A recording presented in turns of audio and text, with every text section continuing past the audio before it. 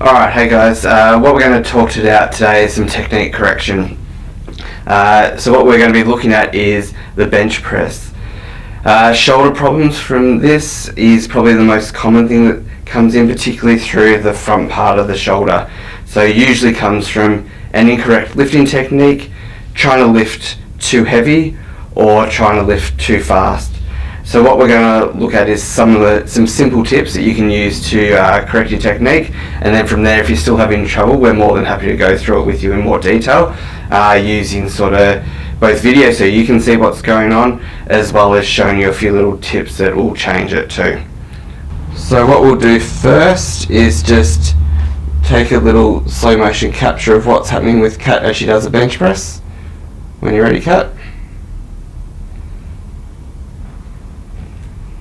Obviously has quite good form, but the main things that we want to look at here are arching through the back, so there should be a little bit of a gap through here. The shoulder blades should be retracted flat onto the cushion, and the feet should be planted into the ground and kind of screwed in a little bit, so you got nice locked knees through there. So you're nice and tight through here, gap through the lumbars, and retracted through the shoulder blades.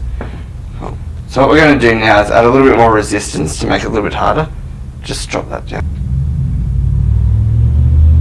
Okay. So what we can see here is, which you can't see from the angle there, is as we load Kat up with a little bit more weight, her left shoulder is starting to come forward to accommodate that weight instead of staying back. And that's probably one of the most common things that I'll see is when you're trying to lift heavier weights that you don't quite have the strength for, sometimes you'll go back to your old habits of cheating a little bit and bringing that shoulder forward, trying to push up. Even if you're strong enough to actually push with it back, you tend to cheat and go from the start and push up through there, which will then lead to that pain that you might get through the front of the shoulder. So what we're going to do now is just a few techniques to sort of help minimize that pain, so that if it does come on and it's hurting to keep training, we can kind of keep you training and correct the technique at the same time, so you don't have to stop. So in terms of correcting the technique here, what I want Kat to do is making sure you retract those shoulder blades and really focus on keeping them back as you push up.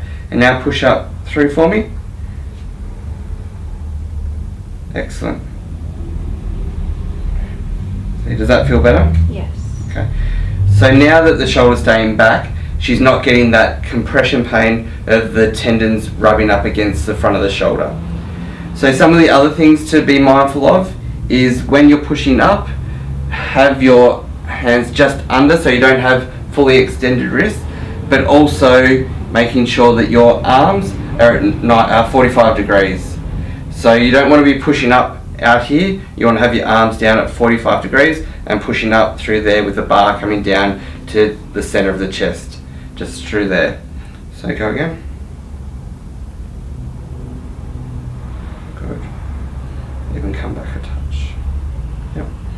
So the other scenario is that if that pain through the front of the shoulder isn't dissipating when you're doing these technique corrections, another one we can use is popping a spacer on the chest. So just lifting up for us.